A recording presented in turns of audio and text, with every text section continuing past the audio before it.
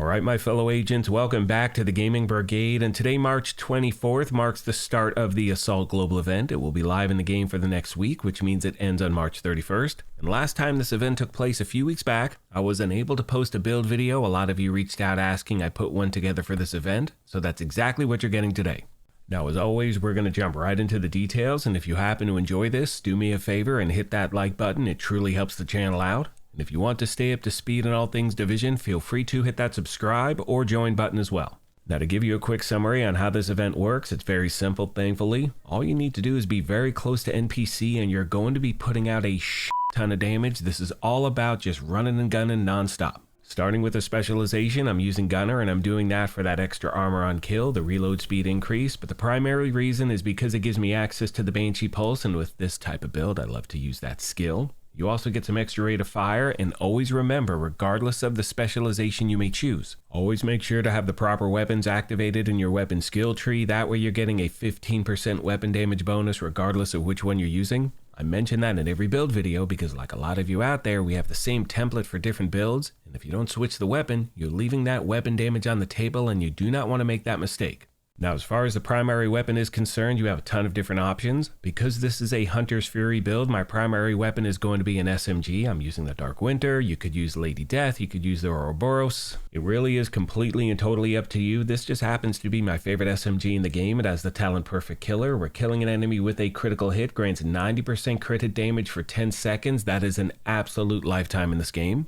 My secondary weapon is an ACS-12 with the Talent Killer. My sidearm is the Quick Step, and I will talk about how to get these weapons at the very end of the video. Now making our way to the gear itself, you can see we're running 4 Hunter's Fury and 2 Sokolov. Starting with the mask, it's the first of 4 pieces of Hunter's Fury. We're running 4 so we get all of the gear set bonuses. 2 pieces 15% shotgun and SMG damage, 3 pieces 20% armor on kill and 50% health on kill, 4 pieces Apex Predator. Enemies within 15 meters receive a debuff, amplifying your weapon damage against them by 20%. Killing a debuffed enemy with your weapon disorients other enemies within 5 meters and amplifies weapon damage by 5% for 10 seconds, stacking up to 5 times. Next we have the body armor. It's the first of 2 pieces of Sokolov. And having 2 pieces of this brand set equipped is going to give us an extra 10% SMG damage and 13% crit hit damage. And you can see I'm using the Talent Intimidate. While you have bonus armor, you're going to gain 1 stack each second up to a max of 9, and each stack increases weapon damage by 4% to enemies within 10 meters. So once again, to be clear, this build is all about getting close to NPC, so it is truly designed for an event like this. Next we have the holster, the knee pads, and the gloves. They are the 3 remaining pieces of Hunter's Fury. You will notice I'm stacking crit hit chance and crit hit damage everywhere I can. We'll go over the numbers in a moment. Last but not least, we have the backpack. It's the second piece of Sokolov, and I'm using the Talent Bloodsucker, where killing an enemy is going to grant 10% bonus armor for 10 seconds, stacking up to 10 times. Now, the only reason I'm highlighting this backpack is because if you don't have the Memento, you want to use this. However, if you do have the Memento, I recommend using that, especially if you're a solo player, because with this backpack, when you kill an NPC, they drop a trophy. You pick up the trophy, you get that extra weapon damage, bonus armor, skill efficiency as well. If you're running in a group, you probably want to use Bloodsucker because again, the trophies are only going to drop if you're the one who actually does the killing. And you will notice in a moment in the gameplay footage, you're absolutely deleting enemies left and right. They're just dropping so damn quick. As far as the skills are concerned, I usually run with a combination of the Banshee Pulse or the Assault Drone and the Crusader Shield. Totally up to you. When we take a look at the numbers, I'm sitting at 60% crit hit chance, that's the max, and 162 crit hit damage. Remember, those numbers are going to be dependent on not only the gear I have equipped, but having a Shade Watch of level 1000. Last but not least, I want to remind you that you need to activate the global event because if you don't, you are not going to get the damage bonus. Not only that, you will not earn any stars regardless of how many challenges you complete or shade levels that you gain. And you have the option of turning this on or off anytime you want, my friends, but I'm telling you, while this event is active, turn it on because it's so much fun. On that note, I'm going to leave you with some gameplay footage and a few final thoughts. As always, I want to take a moment and thank you all for your incredible continued support. Please let me know of any other questions you have I did not address. Thank you once again for the privilege of your time, and as I mention at the end of every one of these, take care of yourselves, be kind to each other, and we'll talk to you soon. Thanks again, everyone. Good morning once again, my fellow agents. I hope you're doing well on this fine day. All right, so can you do me a favor? Yesterday I posted a news video talking about prototype gear, escalation, all of those things. And if you didn't watch that video, I'm going to leave a link to it in the video description. Check that out and let me know your thoughts. I always want to have conversations here about stuff that's going on in the game.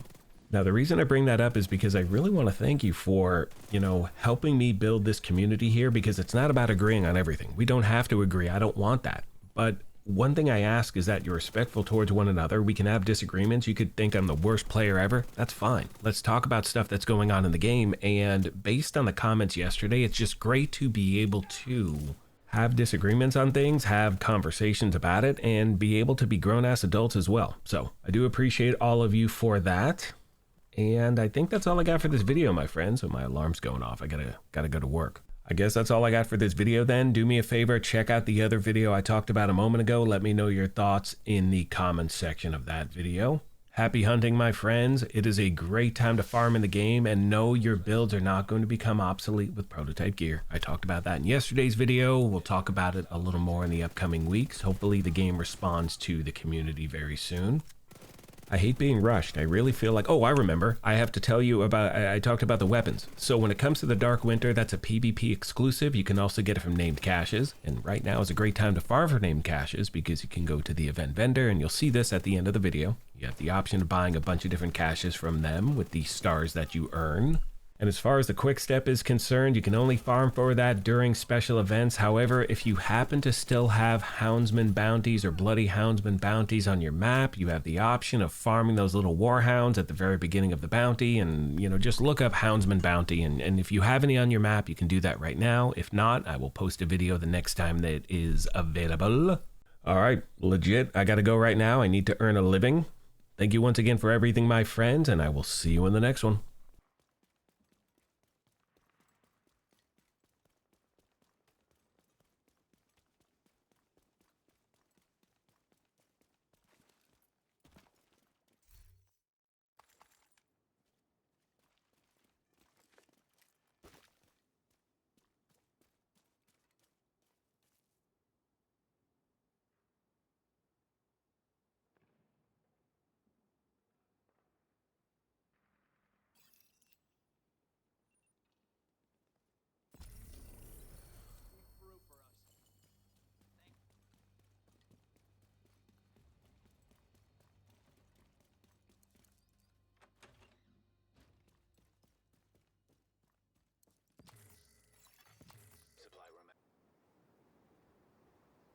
Well, hello again, my friends. I'm back. One question I also get when these events are live is, what should you buy from the event vendor? And that's totally up to you. I mean, it depends on what you're trying to do. For me, I'll usually lean into crafting, recalibration crafting caches, weapon crafting caches, things like that. And if you are trying to get the Dark Winter, remember you can get that from named caches as well. That's it, my friends. I know I said that like 1,500 times in this video. Thank you. I appreciate you. See you in the next one.